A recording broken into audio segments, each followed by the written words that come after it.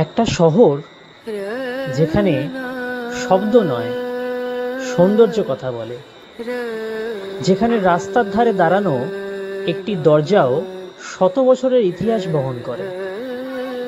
হ্যাঁ, এটা লখনউ, নবাবদের শহর, সৌজন্যের শহর। মুস্কুরাইয়ে, আপ লখনউ মে হ্যাঁ।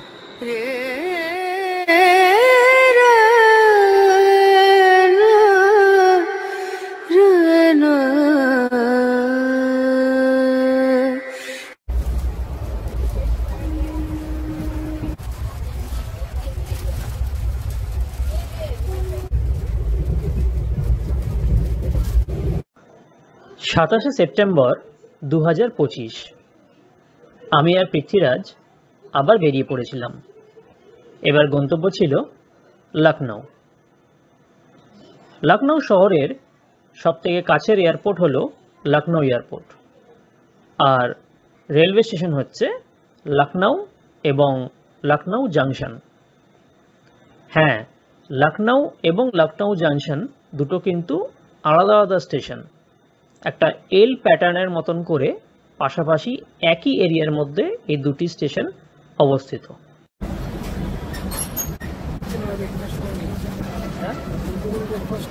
না, ব্রেকফাস্ট তো হয়ে গেছে।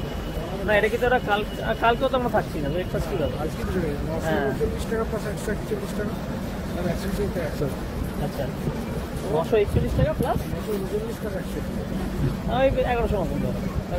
হ্যাঁ, ঠিক আছে, এসিটা হলেই চলে যাবে। এইবার আমরা আগের থেকে কোনো হোটেল বুক করিনি।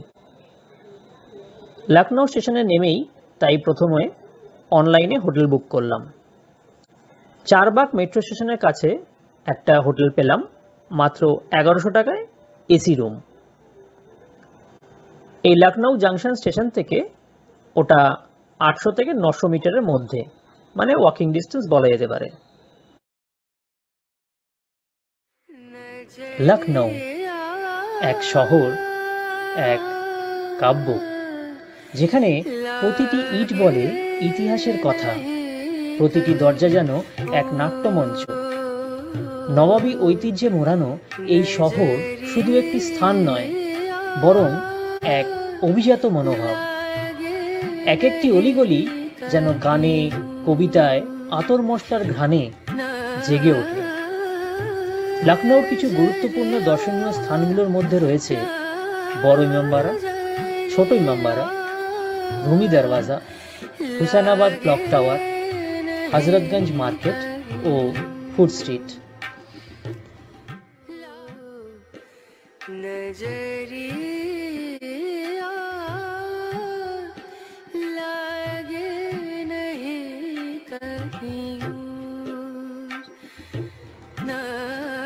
কখনো ভেবেছো একটা দরজা এত কথা বলবে? না, চিৎকার করে না, শুধু দাঁড়িয়ে থেকে। তবু তার নিঃশব্দতা চিৎকারের থেকেও প্রবল। এ যে রুমি দরওয়াজা। এটা শুধু ইট, কাঠ, চুন, সুরকি নয়, এটা এক সময়ের অহংকার, এক শহরের মুখ। নবাব আসফউদ্দৌলা যখন এটি গড়েছিলেন, তিনি হয়তো জানতেন না তার হাতের তৈরি এই একটি মাত্র গেটওয়ে একদিন হয়ে উঠবে সময়কে অতিক্রম করে দাঁড়ানো এক প্রতীক। দেখো, এখানে কোনো রক্ত নেই, কোনো যুদ্ধের দাগ নেই, তবুও এই স্থাপত্য এক যুদ্ধ জয়, রুচির, শিল্পের, ধৈর্যের আর ইতিহাসের। প্রতিবার যখন এর নিচে দাঁড়াই, মনে হয় আমি শহরের নয়, সময়ের গেটে দাঁড়িয়ে আছি। এটা একটা দরজা যেটা শহরে ঢোকার নয়, ইতিহাসে প্রবেশের।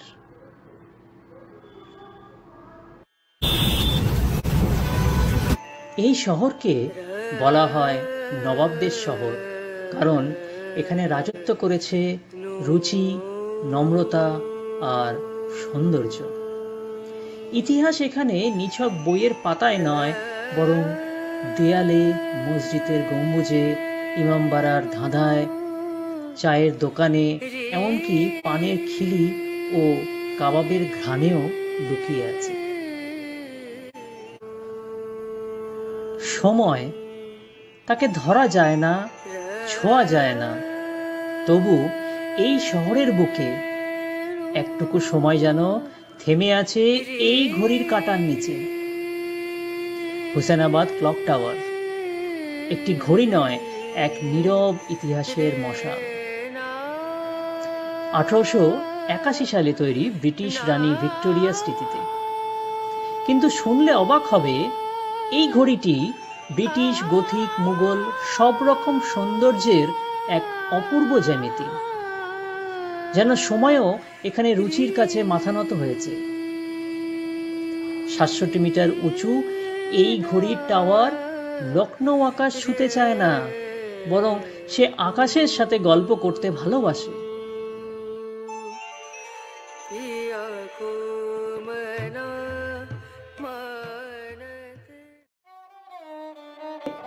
लखनऊ में चिकन खाते ही नहीं, पहनते भी हैं। খুব সূক্ষ্ম ও নরম হাতের কাজ, যা দেখতে অত্যন্ত অভিজাত ও মার্জিত লাগে। এ শুধু সূচিকর্ম নয়, এ এক শিল্প, এক ঐতিহ্য, এক অনুভব।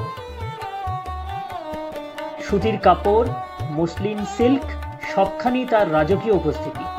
মুঘল দরবারে যার জন্ম, আজও সেই হাতের স্পর্শে জেগে ওঠে লখনৌর আত্মা।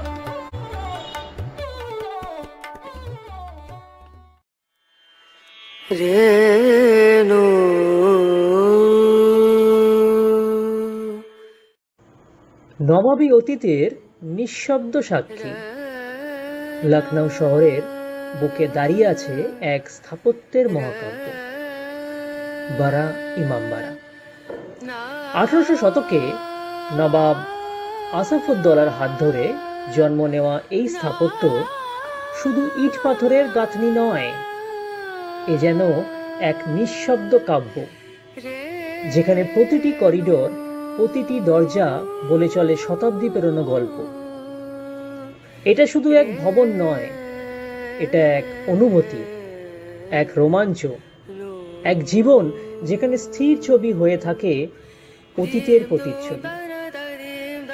এর মাথার উপরে থাকা সেই বিখ্যাত ভুলভুলাইয়া এক রহস্যময় জগৎ, যেখানে প্রতিধ্বনি খেলে যায় সময়ের সাথে।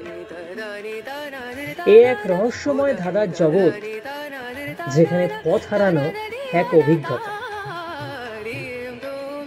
দিনের আলোয় ইমামবাড়া স্থির সৌন্দর্য, আর সন্ধ্যায় সে হয়ে ওঠে এক রূপকথার অংশ। আলো আর ছায়ার খেলায় মোড়ানো এক অতুলনীয় দৃশ্য।